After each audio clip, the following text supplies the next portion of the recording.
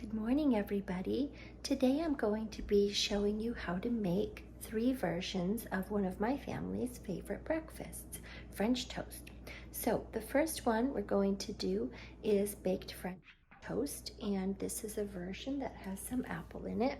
So I've taken some brioche, which is my favorite kind of bread to use, but you could also use challah or white bread if you can't find either of those.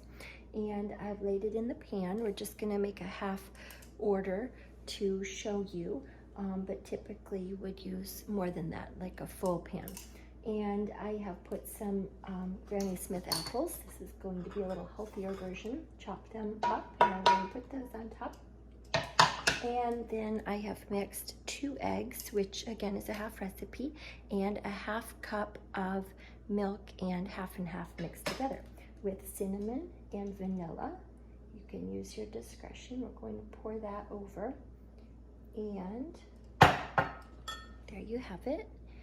And then we're going to top it with a little bit of brown sugar and pop it in the oven for 350 for maybe 15 minutes or so. Just keep an eye on it. So now we're going to move on to the mass production griddle French toast. So I have my griddle warming up here, and I'll be right back with you.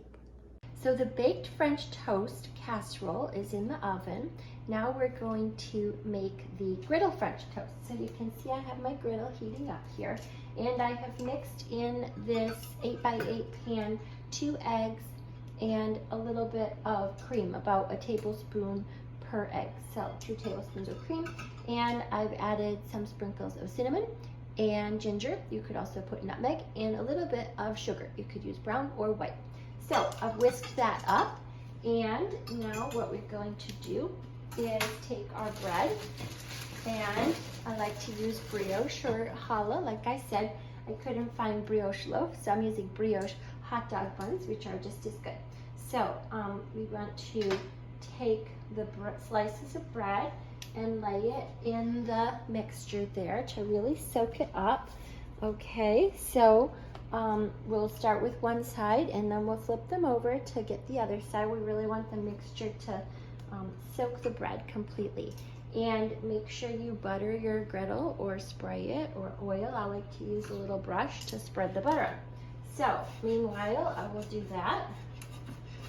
And the griddle is ready. The griddle is set on about 300, and then I just adjust it based on how fast it's cooking, but you don't want it up too high. Okay, so we're gonna flip the bread over to get the other side there. It's gonna be nice and coated. Okay. And you can just keep taking a look at that for a second. I need to get my turner.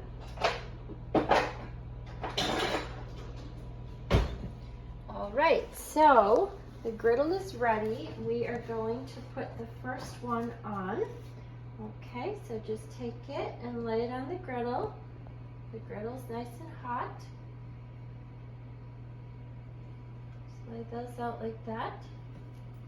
And if you have extra, you can pour it over the top, or you can add more bread here and get ready to make some more.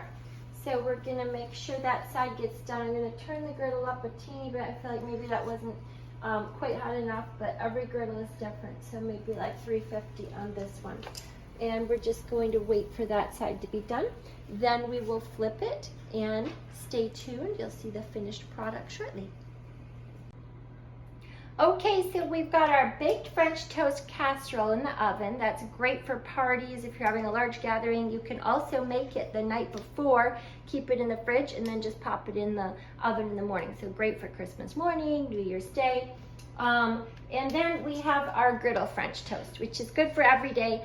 I have 5 kids, so it's great to make a large quantity of French toast. Now I'm going to show you the version that would be for just one person. If only one person wants French toast, or you want to make it for yourself. So the procedure is basically the same. I already have the bread soaking in the same mixture that we used for the griddle French toast, okay? So we've done that part. We have a little nonstick pan on the burner here. My oven runs really hot. Unfortunately, it's electric, not gas, but just, you know, probably low, and then if you need to turn it up, you could. So I have the butter in there, and we're going to go ahead and place the pieces of bread in, but this time we need to do one at a time. Or if your pan is bigger, maybe you can fit more. And that's good. We can hear it sizzling. So we're just going to wait until it gets like these are over here. You can see on the griddle, they were nice and browned on one side. I flipped them over. So we're going to do the same thing over here. And when it gets nice and golden brown, we'll flip it and do the other side. And voila, get your nice 100% pure maple syrup, a little powdered sugar, and everybody will love it.